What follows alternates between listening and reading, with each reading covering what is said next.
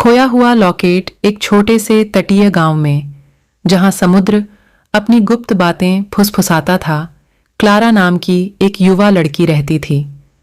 Clara का परिवार पीढ़ियों से उस गांव में बसा हुआ था और उनका घर समुद्र के किनारे स्थित एक प्यारा सा कुटीर पुरानी धरोहरों और अतीत की स्मृतियों से भरा हुआ था। दादी का था यह लॉकेट, जिसमें फूलों की नाजुक नक्काशी थी, एक छोटे से चित्र को समेटे हुए था, जिसमें एक महिला थी जिसकी आंखें क्लारा का हर जगह पीछा करती प्रतीत होती थीं। कहा जाता था कि इस लॉकेट में जादुई शक्तियां थीं जो इसे पहनने वाले को सौभाग्य प्रदान करती थीं। एक तूफानी शाम, जब लहरें चट्टानों से टकरा रही थीं, क्लारा आग के पास बैठी अपनी दादी की कहानियां सुन रही थीं।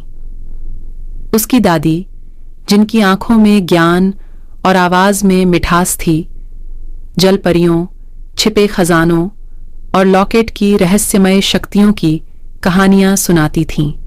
यह लॉकेट, उसकी दादी ने कहा, सच को प्रकट करने की शक्ति रखता है। लेकिन याद रखना क्लारा, सच हमेशा वैसा नहीं होता जैसा दिखता है। अगली सुबह क्लारा ने देखा कि लॉकेट गायब था। घबराहट में उसने पूरे कुटीर को छान मारा, लेकिन वह कहीं नहीं मिला। परिवार की इस धरोहर को पाने की दृढ़ संकल्प के साथ